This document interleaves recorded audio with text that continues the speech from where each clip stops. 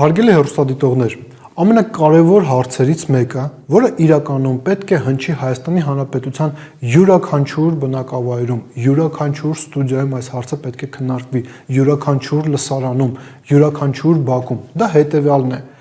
Էլ ինչ կա, որ Թուրքիան եւ Ադրբեջանը կցանկանային տեսնել Հայաստանում, բայց մինչ այս պահը Նիկոլ Փաշինյանը սա չի ապահովել։ Սա էմոցիոնալ գնահատական չէ, սա քաղաքական արձանագրում է։ Եվ որպեսզի հասկանանք, թե որքան լեգիտիմ է այս հարցը, եկեք տեսնենք, թե վերջին մի քանի օրերի ընթացքում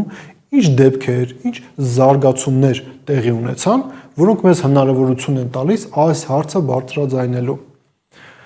3 սուրբ զատիկներ, պատարակներ, Էջմիածնում սուրբ պատարակ է զատիկի առիթով Հայաստանի Հանրապետության քաղաքական իշխանության որևիցե մի ներկայացուցիչ Սուրբ Էջմիածնում չէր։ Այսինքն հասարակությանը, տարածաշրջանի մեր հարևաններին, աշխարհին մենք հերթական անգամ ի ցույց դրեցինք, որ հոգևոր եւ աշխարհիկ իշխանությունների միջև Հայաստանում կա սարսափելի անջրպետ։ Հիմա ինքներդ ձեզ հարցրեք, արդյոք սա այն չէ, ինչ Թուրքիան եւ Ադրբեջանը կցանկանային տեսնել Հայաստանի Հանրապետությունում։ Երկրորդը, քանի մենք զբաղված էինք զատիկով, տոնական տարբեր միջոցառումներով եւ այլնով, Նիկոլ Փաշինյանը հերթական անգամ անդրադարձել է սահմանադրական խնդրին, սահմանադրությանը եւ նշել է հետեւյալը, որ իր կարծիքով հասարակության եւ արդարադատության համակարգի միջև կա անջրպետ։ Հասարակությունը չի ընդունել այդ սահմանադրությունը։ Հիշում եք, նույնն էլ ասում են սահմանադրական դատարանի, երբ որ սահմանադրական դատարանի կազմը ուզում էին փոխել, ասում են, որ հասարակությունը չի զգում իրեն որպես սահմանադրական դատարանը ձևավորող մարմին։ Հիշում եք նաև այսպիսի ձևակերպումներ կար, որ քանի դեռ սահմանադրական փոփոխություններ չեն արել, սահմանադրական դատարանի կազմը չենք փոխել, Հայաստանում ներդրումներ չեն լինելու։ Քանի տարի է, որ իրենք այդ սահմանադրական դատարանի կազմը փոխել են, հիմա ներդրումներ կան, թե ոչ, բայց Նիկոլ Փաշինյանի այդ արձանագրումները, որոնք նա այսօր հերթական անգամ իրենց միջոցառումներից մեկի ժամանակ կրկնել է, փաստում են հետևյալը, որ այն ուղին, որով գնում են իշխանությունները եւ որի վերջնարդյունքը Հայաստանի արդարադատության համակարգի հիմնահատակ ոչնչացումն է, իշխանությունները չեն հրաժարվելու այդ ուղուց եւ միջև վերջ քայլելու են։ Հիմա ինքներդ ձեզ հարցրեք, արդյոք սա այն չէ, ինչ Թուրքիան եւ Ադրբեջանը կցանկանային տեսնել Հայաստանի Հանրապետությունում։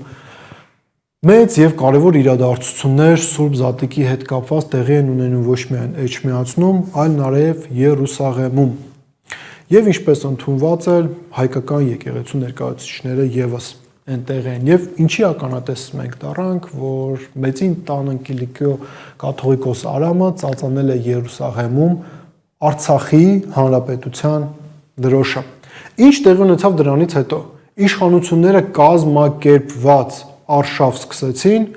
Արամի դեմ, կաթողիկոս Արամի դեմ։ Եվ ինչ էին ասում, մասնավորապես Նիկոլ Փաշինյանի աշխատակազմի աշխատակիցներից մեկը Տարոն Չախոյանը։ Նա ինչ թեզն է առաջ տանում, որ այն քայլը, որը կատարեց Մեծին տանն Կիլիկիո կաթողիկոսը, կարող է հանգեցնել պատերազմի։ Այսինքն իրենք ինչ են ասում, որ եթե դուք խոսեք Արցախի մասին, եթե դուք Արցախի դրոշը բարձրացնեք, ցեղասպանության հարցի վերաբերյալ խոսեք, կամ ընդհանրապես կարծեք, որ մեզ անհրաժեշտ է ինքնապաշտպանություն, դա կարող է հանգեցնել պատերազմի։ Եվ այստեղ հերթական անգամ ոչ միայն մենք պետք է արձանագրենք, որ Հայաստանի Հանրապետության իշխանությունները սնվում են փաստացի պատերազմի վախից, իրենք ահաբեկում են մեր հասարակությանը, մենք պետք է արձանագրենք հետևյալը. դու իհարկե շատ բան կարող ես մերժել,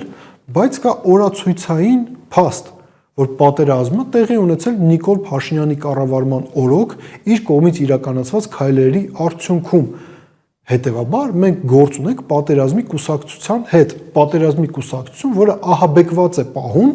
իր հասարակության Հայաստանի Հանրապետության քաղաքացիներին։ Հիմա ինքներդ ձեզ հարցրեք, արդյոք սա այն չէ, ինչ Ադրբեջանը եւ Թուրքիան կուզենային տեսնել Հայաստանում։ Եվ եկեք նաեւ ամփոփելով մեր զրույցը, փորձենք պատասխանել այս հարցին, որից եւ սկսեցինք մեր այսօրվա